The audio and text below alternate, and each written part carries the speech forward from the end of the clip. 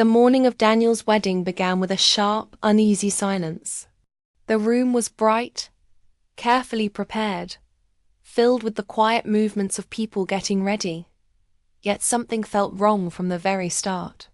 Daniel stood near the window, in his suit, watching cars arrive one by one. Each time a door opened, his chest tightened with a small, unwanted hope. Each time it wasn't them, that hope disappeared just as quickly. He checked his phone again. No missed calls. No messages. Nothing. Daniel already knew the answer, but his mind kept fighting it. His parents were late. That was all.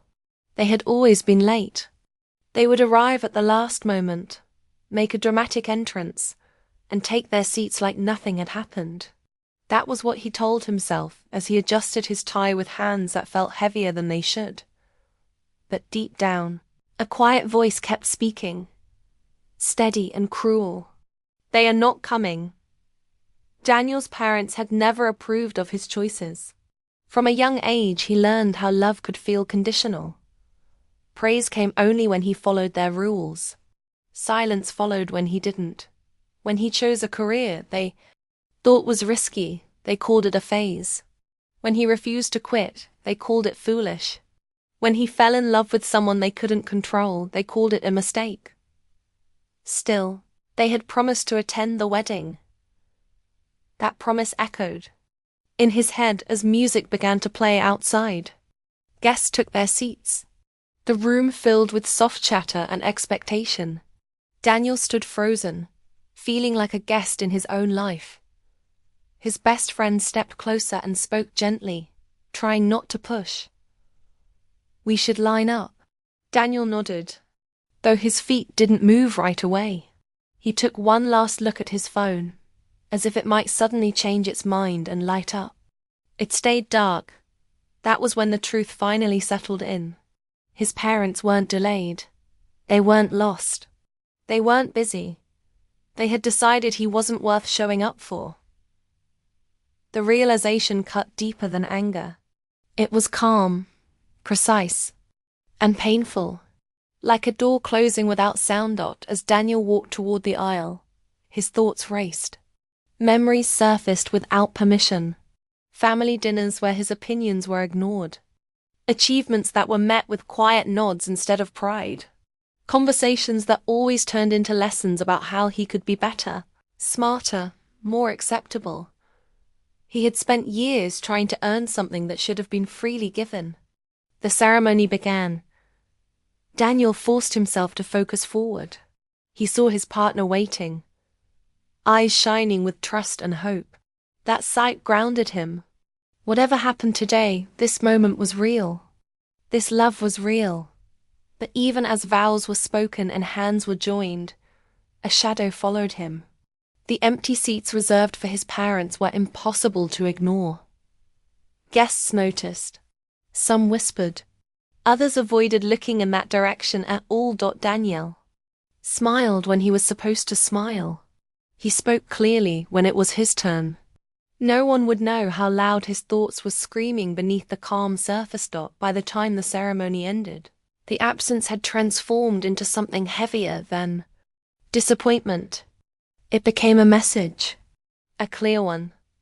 "You are on your own." At the reception, Daniel moved through the crowd, shaking hands, accepting congratulations. People praised the beauty of the event, the strength of the vows, the joy in the room. He thanked them all, his voice steady, his expression controlled. Inside, something was hardening. When someone finally asked the question everyone was thinking, Daniel didn't flinch. "Where are your parents?" He answered simply, "They couldn't make it." It wasn't a lie. It just wasn't the whole truth. Later that night, when the lights dimmed and the guests began to leave, Daniel found a moment alone. He stepped outside, breathing in the cool air, letting the quiet surround him. That was when the anger finally arrived, not explosive, but sharp and focused. He thought about how his parents valued success above all else, how they respected titles, money, and visible proof of worth. He thought about how they spoke proudly of other people's achievements, while treating his own like accidents. For the first time, Daniel allowed himself to ask a dangerous question. What would it take for them to see me? The answer came quickly, and it frightened him because it felt true. Not love, not loyalty, not effort. Status. As he stood there, the seed of revenge was planted, not as rage, but as resolve. A quiet decision to stop chasing approval and instead force recognition. To succeed so loudly that ignoring him would become impossible. Daniel returned inside, took his partner's hand, and promised himself something he had never promised before. If his parents only remembered him when he became valuable in their eyes, then one day they would remember him too late. And when that day came, Daniel would finally decide whether being seen was worth the cost. After the wedding, Daniel threw himself into work with a focus that surprised even him. There was no dramatic breakdown, no public pain. Instead, he moved forward with a cold, steady drive, as if motion itself could drown the ache he carried. Every long night at his desk, every early morning meeting, felt easier than sitting with the thought of being forgotten by the people who raised him. His world became smaller and sharper. Goals replaced feelings. Numbers replaced conversations. Success became measurable, clean, and quiet. Unlike love, it followed rules. If he worked harder, he earned more. If he planned better, he moved faster. There was no confusion in it, and Daniel clung to that certainty. Months passed, then years. With each promotion, his confidence grew, but so did the distance from his parents. They didn't call. They didn't ask. On holidays, Daniel stopped, waiting for messages that never came. The silence no longer shocked him, but it still pressed on him in quiet moments, like a weight he had learned to carry without complaint. His partner noticed the change. Daniel spoke less about the past, but his eyes often drifted elsewhere, lost in thought. At night, when the world slowed down, the old questions returned. Not why they ignored him, but why it still mattered. He told himself it didn't. Yet every achievement carried a hidden hope, that maybe this time it would be enough. As Daniel's income grew, so did his freedom. He moved into a better home. He dressed with more care. People listened when he spoke. Doors opened more easily. Respect came without effort. The world treated him differently now, and that difference stayed with him. One afternoon, after closing a major deal, Daniel found himself standing in a luxury showroom. He hadn't planned it. He had simply walked in, drawn by curiosity and impulse. That was when he saw the car. The Porsche stood under bright lights, polished and perfect. It wasn't just fast or expensive. It was a statement, a clear symbol of arrival. Daniel felt a pull he couldn't explain, as if the car reflected something unfinished inside him. He told himself it was practical, a reward for years of work, something he deserved. But as he imagined driving it, another image formed. In his mind, his parents' faces filled with surprise, interest, sudden pride. The thought stayed longer than he wanted it to. When Daniel finally bought the car, the excitement was real, but it was mixed with something darker. Each time he started the engine, he felt power and doubt in equal measure.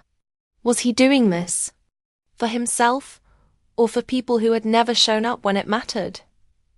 He didn't have an answer. The invitation arrived a few weeks later. A large family gathering. A rare event. His parents' names were printed clearly at the top. Daniel stared at the card for a long time. Part of him wanted to ignore it, just as they had ignored his wedding. Another part wanted to go, To arrive changed, untouchable, impossible to dismiss. That night, he barely slept. His mind replayed old moments and imagined new ones. Conversations that had never happened. Apologies that might never come. He told himself he didn't care, yet his heart beat faster at the thought of being seen. As the day approached, Daniel felt the tension building inside him. He planned his words carefully, though he didn't know what he would say. He rehearsed calm responses and sharp truths. Each version ended differently, and none brought peace. On the morning of the gathering, Daniel stood in front of the mirror, adjusting his jacket. He looked confident, successful, composed. No one would guess how uncertain he felt beneath the surface. When he stepped into the Porsche and started the engine, a quiet thought crossed his mind. This car could change everything, or it could change nothing at all. As he drove, memories followed him. The empty seats at the wedding, the unanswered calls, the long silence that had shaped his hunger to succeed. He realized then that his struggle wasn't just about revenge. It was about control. For once, Daniel wanted to decide the terms. He wanted to see whether his parents' love depended on proof, on visible success, on things that could be bought and displayed. And if it did, he wanted to face that truth with his eyes open. The closer he got, the heavier his chest felt. His thoughts split in two. One side warned him that this path would only reopen old wounds. The other whispered that this might be his only chance to reclaim his worth in his own way. Daniel tightened his grip on the steering wheel. He wasn't sure. What would happen when he arrived? He didn't know whether he would feel strong or small, satisfied or empty. All he knew was that turning back was no longer an option. As the house came into view, Daniel slowed down. The moment he had been building toward was finally here. Not the revenge itself, but the test. And as he parked, one question echoed louder than all the others.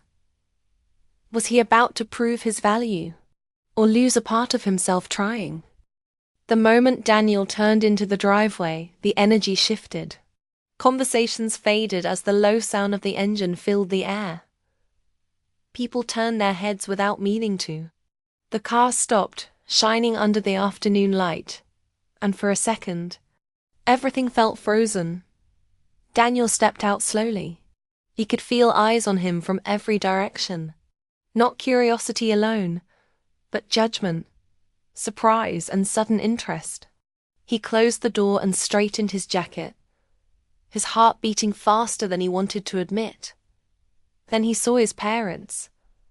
They stood near the entrance, mid-conversation, until his mother noticed him. Her expression changed instantly. Surprise flickered first, then recognition, then something close to pride. She touched his father's arm and whispered something. His father turned and stared, his eyes moving from Daniel to the car and back again. They walked toward him.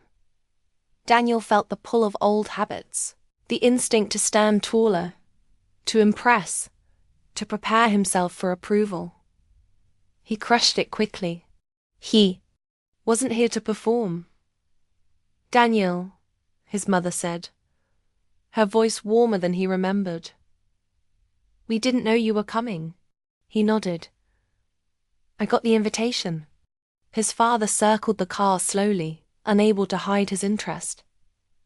That's impressive, he said. Must have taken a lot of work. It did, Daniel replied. The word hung between them, heavier than it sounded. Inside the house. Everything felt too familiar. The same furniture, the same careful smiles. Relatives who barely spoke to him before now asked questions, laughed louder, listened closely. Daniel answered politely, aware of how quickly attention followed visible success. His parents stayed close. Too close. They asked about his job, his income, his plans. Each question dug deeper. not into his life, but into his value. Daniel answered calmly, measuring each word. He could feel the moment building, the quiet tension pulling tight inside. His chest. Then his mother laughed lightly, as if easing into a harmless joke. "You should have told us how well you were doing," she said. "We might have made it to your wedding." The room seemed to shrink. Daniel felt heat rise in his face, but he didn't move. Every sound faded except his own breathing. This was it. The moment he had imagined on sleepless nights. The opening he could use to strike back, to expose the truth, to let years of silence spill out. He saw two paths clearly. On one, he could speak with anger. He could list every missed call, every ignored milestone, every time he had felt invisible. He could shame them in front of everyone, take satisfaction from their discomfort, and finally feel powerful. On the other, he could choose restraint. He could refuse to play the role they had written for him. His father waited for a response. The room held its breath. Daniel looked at his parents, really looked at them. Not as judges, not as enemies, just people shaped by their own fears, their own narrow view of worth. For the first time, he didn't want their approval. "I didn't need you there because of my success," Daniel said, his voice steady. "I needed you there because you were my parents." Silence fell fast and heavy. His mother's smile disappeared. His father looked away. No one laughed. No one spoke. Daniel felt something release inside him. Not joy. Not pride. Relief. He didn't stay to explain. He didn't wait for apologies that might never come. He turned, thanked the host, and walked out. The drive away felt longer than the drive in. The car moved smoothly, but Daniel's thoughts were loud. He replayed the moment again and again, expecting regret to rise. It didn't single quotes Tiden. Instead, there was clarity. He realized that revenge had promised him satisfaction, but what it really offered was more control by the same people who had hurt him. By choosing his words carefully, by refusing to attack, he had taken that control back. The car slowed at a red light. Daniel rested his hands on the wheel and let out a slow breath. He felt lighter than he had in years. He understood now that being seen wasn't the same as being valued. And being valued by the wrong people could cost more than it gave. As the light turned green, Daniel drove forward, leaving behind the house, the crowd, and the version of himself that still needed their recognition. The decision was made, and for the first time, it felt final. Daniel reached home just as the sky darkened. The house was quiet, warm, and familiar. He shut the door behind him and stood still for a moment, listening to the silence. It felt different from the silence of his parents' absence. This one did not press on him. It allowed him to breathe. He placed his keys on the table and loosened his jacket. His reflection in the mirror looked calm, but his eyes carried the weight of what had just happened. He had faced them. He had spoken the truth, and yet he felt no rush of victory. He sat down and let the moment settle. For years, Daniel believed revenge would heal him. He imagined it as a sharp moment of justice, a clean ending to a long story of neglect. But now that the moment had passed, he understood something important. Revenge was never about hurting them. It was about freeing himself. The phone buzzed. Message from his mother. He stared at it without opening it. Another followed, then a missed call. Daniel felt a familiar pull, the urge to respond, to explain, to soften the moment. He recognized it instantly. That pull had ruled his life for too long. He set the phone face down. Daniel walked into the kitchen and poured a glass of water. His hands were steady. That surprised him. He had expected shaking, doubt, regret. Instead, there was only clarity. He thought about the empty chairs at his wedding, about the long silence that followed, about how success had finally earned him attention but not love. Attention came easily. Love never did. That difference mattered. Later that evening, his partner came home. One look at Daniel's face told them everything. No questions were asked. They sat together in quiet understanding, the kind built from shared respect rather than words. Daniel realized then that this was the life that mattered. Not approval, not recognition. Presents. Over the next few days, messages continued. His parents reached out carefully at first, then with growing urgency. They asked to talk, to meet, to explain. Daniel read every message, but he didn't rush to reply. For the first time, he felt no pressure to fix what they had broken. When he finally responded, his words were simple, calm, honest. "I'm not angry," he wrote, "but I'm done proving myself." Sending that message felt like closing a chapter. Weeks passed. The noise faded. Life returned to its rhythm. Work continued. Mornings felt lighter. Nights were quieter. Daniel noticed small changes in himself. He slept better. He laughed more easily. He no longer replayed old conversations in his head. One evening, Daniel took the Porsche out for a drive. Not to be seen. Not to make a point. Just to feel the road and the air moving past him. The car was no longer a symbol. It was just a car. That realization stayed with him. He understood now that revenge can feel powerful, but power without peace is empty. He had touched the edge of revenge and stepped back before it consumed him. That choice mattered more than any reaction he could have forced from his parents. Daniel never fully cut them out. He also never chased them again. He let the relationship exist at a distance, defined by his boundaries, not their expectations. Some days it hurt. Other days it didn't.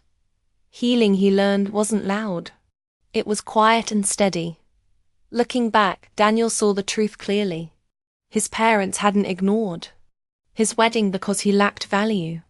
They ignored it because they measured worth the wrong way. That was never his burden to carry. Revenge had promised satisfaction, but self-respect delivered peace. As Daniel parked the car back in his driveway and turned off the engine, he sat for a moment longer. The house glowed softly ahead, welcoming and real. He stepped out, closed the door, and walked inside.